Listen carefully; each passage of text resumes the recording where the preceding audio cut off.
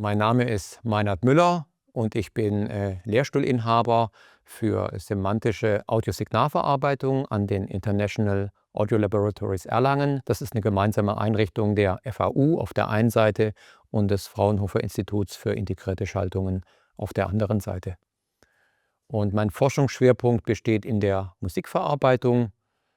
Das ist mir ein informatisches Gebiet in den Ingenieurswissenschaften angesiedelt. Und es geht bei mir um die Analyse und Verarbeitung von Musikdaten, und zwar insbesondere von Audiodaten, Audiosignalen, also Musikaufnahmen.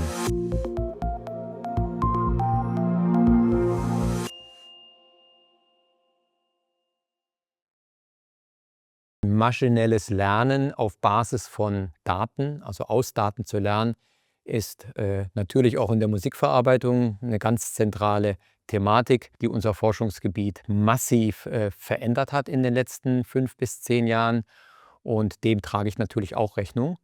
Also ich komme aus der Informatik, aus den Ingenieurswissenschaften, und wir wollen nicht nur KI-Werkzeuge verstehen und anwenden, sondern KI-Werkzeuge selber entwickeln, verbessern und auf diese Musikverarbeitungsaufgabenstellungen eben anpassen.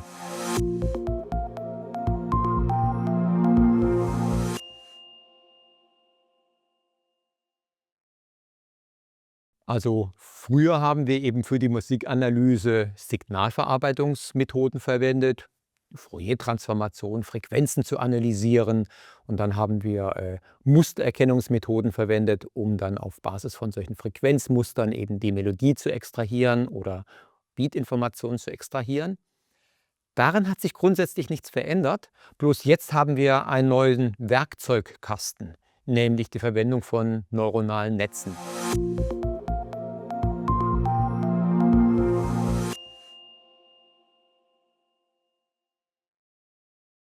Man muss vielleicht unterscheiden zwischen den Werkzeugen, um KI zu entwickeln und weiterzuentwickeln, und den Produkten, die am Schluss rauskommen, also den eigentlichen KI-Werkzeugen, wie man sie so kennt, ChatGPT oder Suno für die Musikgenerierung.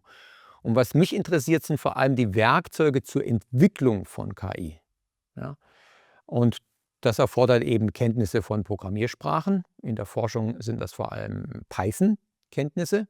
Und dann eben die Werkzeuge, um neuronale Netze zu implementieren und zu trainieren. Das sind dann Werkzeuge wie PyTorch oder TensorFlow. Und geht es natürlich in der Lehre vor allem erstmal auch darum, eben die Programmierkenntnisse und diese Werkzeuge kennenzulernen.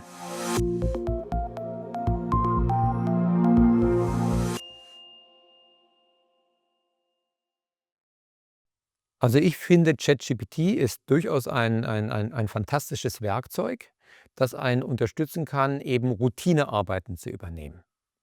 Also äh, Arbeiten, äh, die ich im Prinzip selber leisten könnte, aber sehr viel Zeit benötigen würde. Zum Beispiel beim Ausformulieren von Texten oder als intelligente Rechtschreibhilfe für Übersetzungen vom Deutschen ins Englische. Man darf sich natürlich nicht auf das Ergebnis verlassen, das muss man natürlich dann noch mal überarbeiten und validieren. Aber für solche Routine, auch für Recherche, kann das durchaus sinnvoll sein, um sich einfach Stichworte geben zu lassen, die man dann durch weitere Recherchen im Prinzip vertiefen kann. Das sind ja Aufgabenstellungen, wo uns ChatGPT wirklich das Leben leichter macht. In der Lehre ist das Ganze natürlich problematisch zu sehen, denn ich möchte in der Lehre ja gewisse Kompetenzen vermitteln. Eine Kernkompetenz ist das wissenschaftliche Schreiben. Wissenschaftliches Schreiben lernt man nicht dadurch, indem man ChatGPT verwendet. Wissenschaftliches Schreiben lernt man nur dadurch, indem man sich hinsetzt und es eben versucht. Das dann korrigieren lässt und dann aufgrund der Korrekturen dann eben diese Korrekturen wirklich verinnerlicht und versteht und dann eben selbst die Texte verbessert. Da kann natürlich ChatGPT kontraproduktiv werden, weil es sozusagen diesen Lernprozess natürlich völlig verhindert. Und ich möchte eben in der Lehre sehr klar vermitteln, wo man ChatGPT verwenden sollte, nämlich zum Beispiel für Routinearbeiten, weil es dann einem den Kopf auch frei macht, sich auf vielleicht gewisse Inhalte oder Strukturen konzentrieren zu können und damit die Kreativität fördert. also den Lernprozess sozusagen unterstützt. Ja. Kommafehler, das muss ich nicht verbessern als Professor. Kommafehler kann man auch durch ChatGPT verbessern lassen.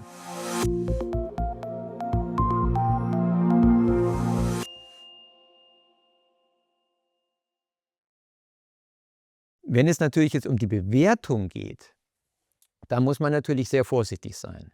Und ich versuche eben in den Bewertungen von Studienleistungen nicht nur auf das Resultat zu schauen, sondern auf den Erwerb der Kompetenz. Und das finde ich heraus, indem ich mich mit den Leuten unterhalte. Also ich habe das Glück, dass ich in der Lehre nur im Masterbereich tätig bin, in relativ kleinen Studiengängen. Also in meiner Vorlesung zum Beispiel sind typischerweise so 30 Studierende. Ich habe auch keine Massenabfertigung, was Abschlussarbeiten angeht oder Internships. Also wir tun die Leute sehr direkt unmittelbar betreuen, auch zusammen mit meinen Doktoranden, haben da einen engen Kontakt.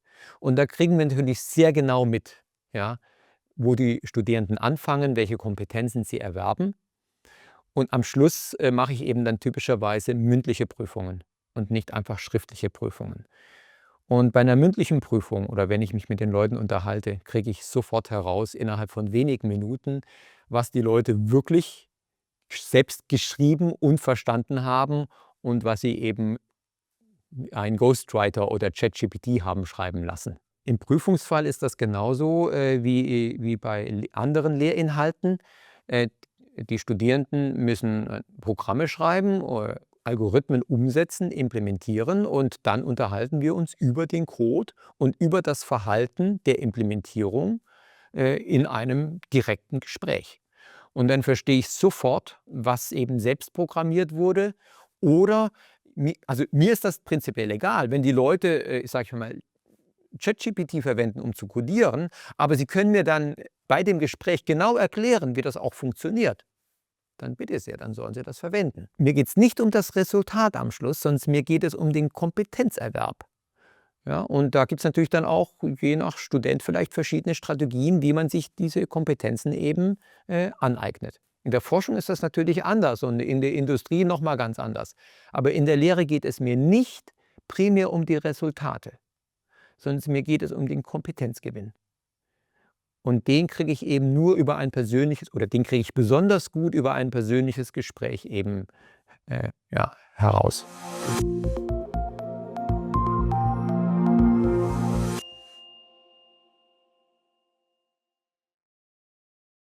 Man muss die Sachen erstmal selbst gemacht haben, bevor man dann KI-Methoden verwendet und dann natürlich auch die Ergebnisse der KI-Methoden richtig einschätzen kann. Ich bin immer noch ein Fan davon, dass man eben erstmal von der Pike auf lernen muss, bevor man dann solche Methoden blind einsetzt. Weil es mir um diese Kernkompetenzen geht, also Verständnis der Aufgabenstellung, Verständnis von Daten und wie Daten annotiert werden, äh, mathematische Grundlagen, was die neuronalen Netze und das Deep Learning angeht, Strategien der Auswertung, des Verständnisses von Resultaten. Weil es um solche Grundprinzipien geht, versuche ich in der Lehre teilweise den umgekehrten Weg zu gehen. Ich versuche also oft in der Lehre solche KI-Werkzeuge rauszuhalten, wenn es um solche Kernkompetenzen geht. Das fängt damit an, dass ich Materialien sehr breit zur Verfügung stelle und wenn ich eine Vorlesung halte, ich alle Studierenden bitte, Rechner und Smartphones wegzupacken. Ich habe angefangen, in der Lehre Stuhlkreise zu bilden. Manche Studierende sind ein bisschen verwirrt erst einmal. Wir tun also alle Tische entfernen und haben einen Stuhlkreis. Das geht natürlich mit 20, 30 so gerade noch. Bei 200 geht das nicht mehr. Und wir versuchen zu diskutieren und ich mache sehr viel mehr an der Tafel als früher, um genau diesem Trend entgegenzuwirken. Um dann aber wieder in anderen Lehreinheiten genau diese Werkzeuge sozusagen, mich dann auf diese Werkzeuge zu konzentrieren. Also ich mache mir sehr viel Gedanken eben, ja, diese Kernkompetenzen und das Verständnis der Werkzeuge abstrakt zu trennen, die Werkzeuge zu bedienen. Und ich versuche eben nicht, das unbedingt in einer Lehreinheit alles zusammenzupacken, sondern das klar zu trennen, um den Leuten klarzumachen, pass mal auf, mir geht es jetzt hier nicht ums Deep Learning, mir geht es um die Aufgabenstellung an sich oder um das Problem, die Daten zu verstehen, Datenverzerrungen zu verstehen, Biases zu verstehen. Das sind ganz abstrakte Konzepte.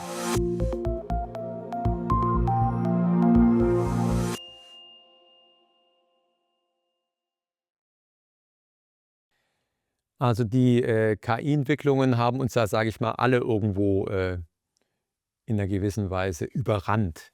Ich fühle mich selbst teilweise wie ein Student, der sich eben diese Werkzeuge und diese Techniken selbst aneignen muss. Dadurch ist die Verbindung zwischen Forschung und Lehre für mich noch enger geworden. Also muss ich mir sehr viel mehr Gedanken machen, was ich in der Lehre wirklich vermitteln kann, wo ich auch selber genug Kompetenz habe, das zu vermitteln.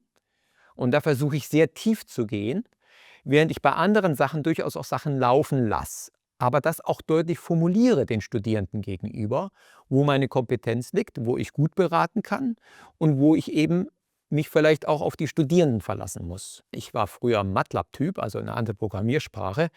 Da musste ich jetzt selber erstmal Python lernen, um ein Gefühl dafür zu bekommen, um dann PyTorch zu lernen, um dann zu lernen, wie das auf Hardware läuft und so weiter. Und das ist wirklich so vielschichtig, äh, dass man diese Kompetenzen als Einzelperson nicht mehr abgedeckt bekommt. Weil es ja dann noch um die Mathematik und um die eigentliche Forschung in der Musikverarbeitung ja auch noch geht. In dem Sinne ist auch Teamarbeit wird immer wichtiger. Also ich versuche auch ganz bewusst Leute, Studierende zusammenzubringen. Ich möchte keine Einzelkämpfer ausbilden, sondern ich möchte die Relevanz von Teamarbeit vermitteln und leben. Manche Leute sind eben besser in der Programmierung, andere haben die mathematischen Grundlagen verstanden, andere haben das musikalische Verständnis. Und meine Aufgabe als Lehrender ist es eben, diese Bandbreite von Fähigkeiten erstmal überhaupt klar zu machen, dass man die benötigt und dann die Leute zusammenzubringen. Also Teambildung ist ein wichtiger Aspekt in der Lehre. Dazu gehört Offenheit und Ehrlichkeit, dass man halt auch als Lehrender sagt, ja, das weiß ich jetzt auch nicht, wie das geht. Das habe ich mir nicht angeeignet. Ich weiß nicht, wie man das auf einer GPU zum Laufen bekommt. Ich kann dir aber sagen, wie der Algorithmus funktioniert und ich kann dir grundsätzlich sagen, wie man das vielleicht mit einem neuronalen Netz abbilden könnte. Wie man das neuronale Netz dann vielleicht trainiert, muss ich dich vielleicht an eine andere Person verweisen, an einen Doktoranden, der das viel besser versteht wie ich. Also diese Ehrlichkeit möchte ich auch vermitteln und diese Teamarbeit.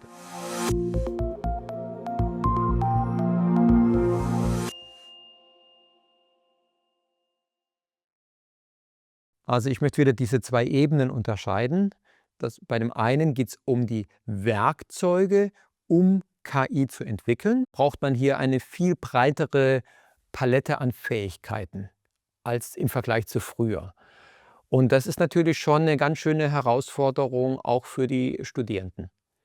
Ja, weil sie eben jetzt in meinem Fall nicht nur die Musikverarbeitung und klassische Methoden wie Signalverarbeitung verstehen müssen, sondern dass es häufig als selbstverständlich angesehen wird, dass sie auch programmieren können und dass sie sich auch eben mit Software und Hardware auskennen. Die Anforderung an Studierenden im Bereich der Informatik, der Ingenieurswissenschaften, der angewandten Forschung ist größer geworden. Das erzeugt natürlich auch Ängste.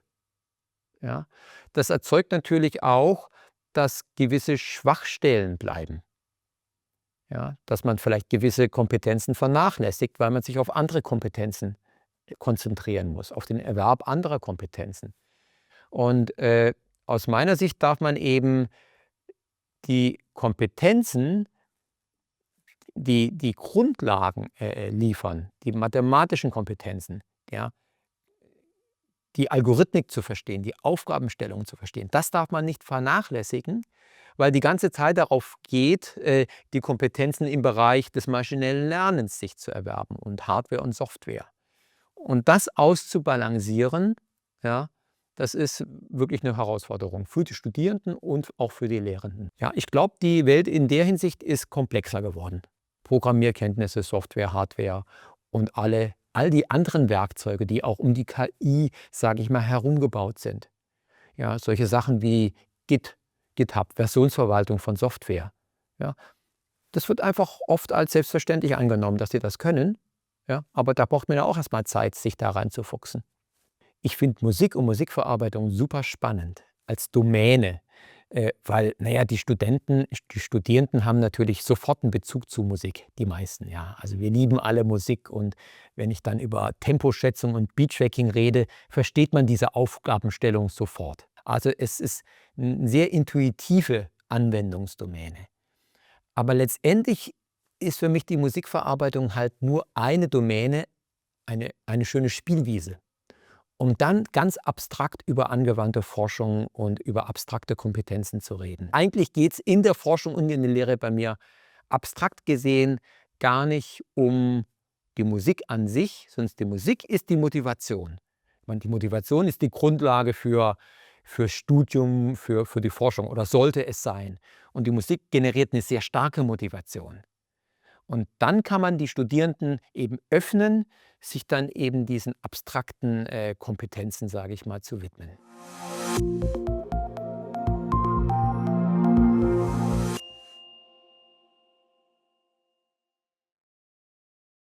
Der erste wichtige Punkt für mich ist, dass man eben KI weder verherrlichen sollte noch verteufeln sollte, sondern KI ist für mich letztendlich ein Werkzeug.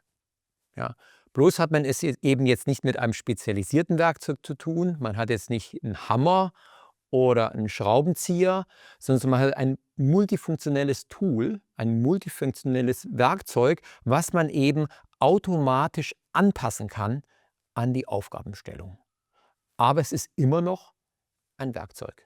Der zweite Punkt, der mir sehr wichtig erscheint, ist, dass man sich genau Gedanken machen sollte, wofür man das Werkzeug einsetzt und warum man das Werkzeug einsetzt. Wenn man gewisse Routinearbeit erledigen will, auch in der Lehre, auch bei Studierenden, finde ich es völlig legitim, KI-Methoden zu verwenden wie ChatGPT. Wenn es allerdings darum geht, Kompetenzen zu erwerben, die durch das KI-Werkzeug ersetzt werden sozusagen, dann kann das problematisch werden in der Lehre. Wenn es darum geht, Routinetexte zu schreiben, warum nicht ChatGPT verwenden? Wenn es aber darum geht, zu lernen, die Kompetenz zu erwerben, wissenschaftliche Texte zu schreiben, und dann verwendet man KI, dann ist es so, wie wenn man einen Ghostwriter, sage ich mal, heranziehen würde. Dann ist es natürlich kontraproduktiv. Man muss sich genau Gedanken machen, in welchem Kontext man KI in der Lehre verwendet. Ein weiterer wichtiger Punkt bei der Verwendung von KI ist eben, dass man sie nicht rein als Blackbox verwendet, sondern dass man versteht, auf welchen Techniken KI basiert, wie diese KI-Techniken trainiert werden und auf welchen Daten sie trainiert werden. Ich meine, das ist ja auch ein Punkt, der allgemein immer wieder durch die Presse geht, dass KI manchmal absurde Antworten gibt auf scheinbar einfache Fragen. Und das liegt eben daran, dass wenn KI eben auf Daten trainiert werden, die verzerrt sind oder die eben gewisse Aspekte nicht abdecken, dann kann die KI auch diese Fragen letztendlich nicht beantworten. Ja. Also dass man sich sehr bewusst macht, ja, wie die Werkzeuge sozusagen angepasst wurden und auf welchen Daten sie basiert. Die Ergebnisse, gerade wie bei ChatGPT, sollte man nicht einfach so hinnehmen, sollte man immer überprüfen, ob sie valide sind, die Ergebnisse.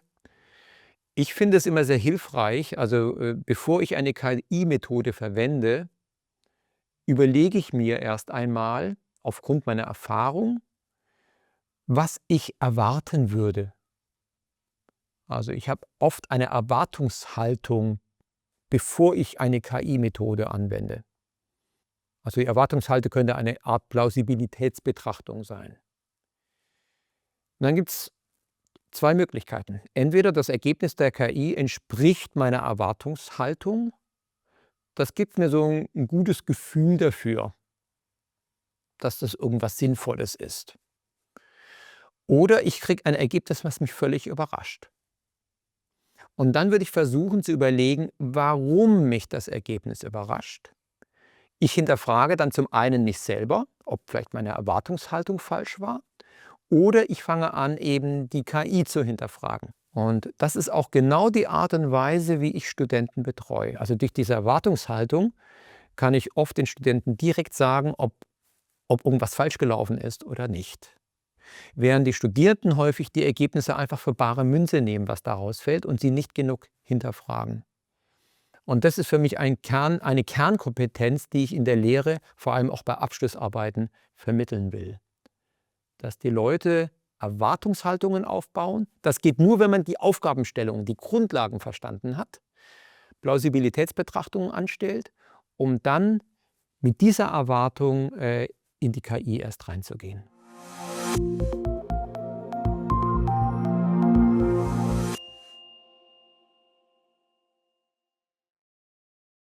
Momentan tue ich das mehr im Gespräch auf individueller Basis vermitteln, vor allem auch mit meinen Doktoranden, mit denen ich sehr eng zusammenarbeite, oder mit Masterstudierenden, die ich dann meistens co-betreue. Das funktioniert meistens oder geschieht meistens auf individueller Basis. Ich glaube auch, das ist die effektivste Weise, weil einfach wie gesagt, die Kompetenzen so unterschiedlich sind, auch die Fähigkeiten der Studierenden. Man muss die Leute individuell abholen mit ihren Fähigkeiten und Stärken und Schwächen.